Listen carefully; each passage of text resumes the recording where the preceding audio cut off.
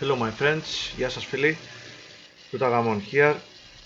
In this video I'm going to benchmark Metro Last Light Redux on a single GTX 1070 paired with my old Core i7-860. This video is recorded on an external recorder at 60 frames per second, so what you will see in this video will be pure performance. As you can see, the system is idling perfectly right now, so it has nothing to do with the recording itself. The CPU is overclocked to 4 GHz. Let me lower it a bit.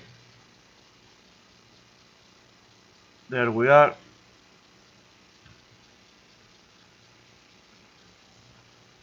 Twelve GB of system memory, and the graphics card, the GTX 1070 made by KF82. It is the EX model, running on latest firmware, and it is also overclocked at 2 GHz. Now, for this benchmark, I'm going to use the freely available benchmarking tool. Okay, I'm not so sure if it is freely available. Anyhow, it is Metro Last Light Redux benchmarking tool. I have made 4 presets exactly with the same settings as in my GTX 1070 and the Sandy Bridge 2500. These are the exact same. I'm using basically maxed out graphic settings, except in the first one I'm not using super sampling and PhysX. In the second run I'm enabling PhysX. In the third run I'm disabling PhysX and enabling super sampling. And for the fourth run I have everything enabled. All these will be done with one run for the same scene, and also I have loaded up my previous runs of the GTX 1070 with the 2500K. So after each benchmark finishes, the result will also be loaded in the browser, and I will compare the two runs at the end of the video. So I'm starting the benchmarks. I'm not forgetting anything. Run everything. Yes, see the results.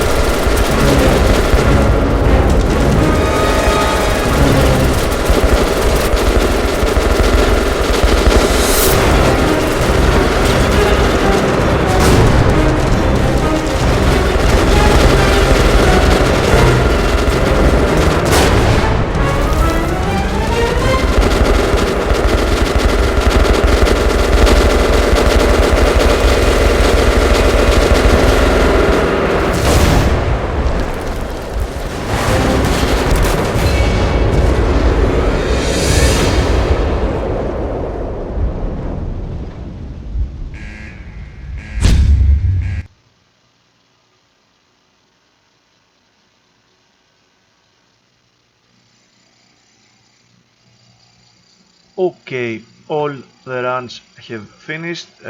Until we go to the comparison of the two systems, let's take a quick look in MS Afterburner because time is advancing for it and I don't want to miss all the data. At first glance, I believe we have the same behavior as we did on the 2500K run. The two first runs were with a higher frame rate, but did have a few dips in the GPU usage and consequently in the frame rate. All runs seem to be quite okay. We do not have any huge spikes in the frame times. The last two ones are a little slower, of course, due to the super sampling. That's why the GPU usage is maxed out for these two last runs. Interesting fact is that the CPU usage is quite high for the two first runs with the higher frame rate. A lot of activity going on in all cores, even the logical ones, due to the hyper-threading. We can see the overall CPU usage jumping above 70% at some parts, which means well threading from the game engine. CPU temps are okay. GPU temps also okay. RAM usage at 2.9 gigabytes. The core clock of the video card had a dip of a few megahertz, but nothing too serious. A little heavier during the end part of the benchmarks, as super sampling seems to be quite heavy indeed. Video RAM 1.1, 1.1, 1.3 and again 1.3 gigabytes.